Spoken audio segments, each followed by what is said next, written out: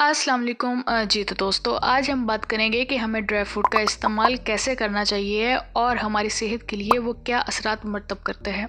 हम लोग क्या करते हैं कि डेली बेसिस के ऊपर एक आधा ड्राई फ्रूट खा रहे होते हैं, लेकिन अगर हम उसको मुकम्मल तरीके के साथ बना के खाएंगे तो उससे हमारे बच्चों को भी फ़ायदा होगा और हमें भी फ़ायदा होगा।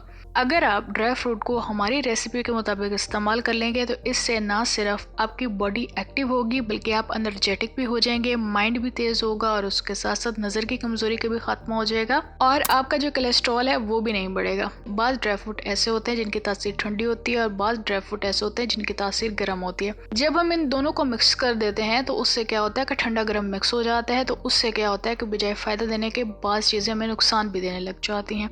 तो इसलिए जो रेसिपी हम आपको बताएंगे आपने वो फॉलो करनी है, आपको इससे लाजमी फ़ायदा होगा। आपको एक बात मालूम होनी चाहिए कि फ़िटनेस के लिए जो मॉडल्स होती हैं वो भी ड्राई फ्रूट का इस्तेमाल लाजमी करती हैं और ड्राई फ्रूट का इस्तेमाल वो निहार मुँह करती हैं क्योंकि इसके बेतहाशा फ़ायदे हैं।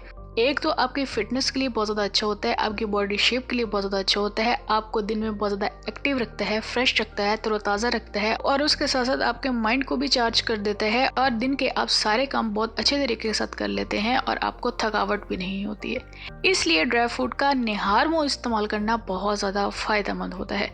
इसके साथ साथ जो ईरान के लोग हैं, अफ़गानिस्तान के लोग हैं, वियतनाम है, कनाडा है, तो वो मुकम्मल तौर पर एक इसकी मजून बना के रख लेते हैं और इसका डेली बेसिस के ऊपर वो इस्तेमाल करते हैं और अपने बच्चों को भी देते हैं, जिससे उनकी हड्डियां भी मजबूत होती हैं और उसके साथ साथ उनका माइंड जो है वो भी बहुत ज़्यादा फ्रेश और तरोताज़ा हो जाता है।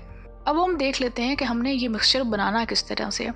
अगर आपके घर में कोई भी ड्राई फ्रूट मौजूद है, आपने उसको ग्राइंड कर लेना है, पीस लेना है। जो भी आपने बादाम पीस लिया है, अगर उसका 1 किलो का वेट है, 1 केजी वो बना है, आपने उसके अंदर 1 टेबल स्पून तक काली मिर्च का ऐड कर देना है।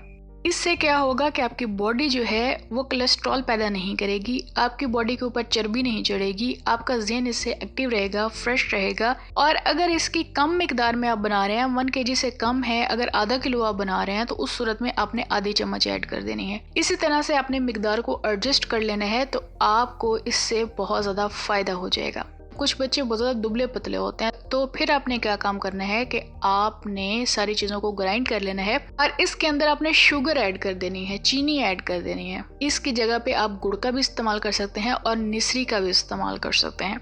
तो इससे क्या होगा कि बच्चे बहुत ज़्यादा हेल्दी हो जाएंगे, ना सिर्फ उनकी बोन्स मजबूत होंगी बल्कि उसके साथ साथ उनका दिमाग भी तेज़ होगा और वो एक्टिव भी रहेंगे और उनकी हेल्थ भी इससे बहुत ज़्यादा अच्छी होने लग जाएगी।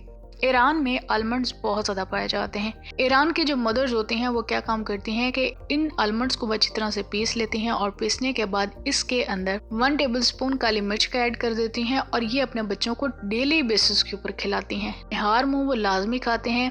इससे क्या होता है कि एक तो उनको सर्दी नहीं लगती है और उसके साथ साथ वो उनकी बॉडी बहुत ज़्यादा एक्टिव रहती है, फ्रेश रहते हैं और सारे काम बहुत अच्छे तरीके के साथ कर लेते हैं। आप ये माजून अपने घर के अंदर लाजमी बना के रखिए, अपने बच्चों को भी इस्तेमाल करवाइए और ख़ुद भी इस्तेमाल किया कीजिए।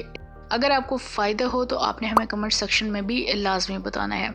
उम्मीद है आपको ये वीडियो ज़रूर पसंद आई होगी। अपना ख्याल रखें, अपने आसपास के लोगों का ख्याल रखें। हमारे चैनल को सब्सक्राइब कर दें, हमारे बेल आइकन को भी प्रेस कर दें ताकि आने वाली सारी वीडियोस आपको मिलती रहें और इसी तरह आप हमारी टिप्स से भी फ़ायदा उठाते रहें। चलें जी, हम आपको मिलते हैं अगली वीडियो में। तब तक रब रखा, अल्लाह हाफिज़।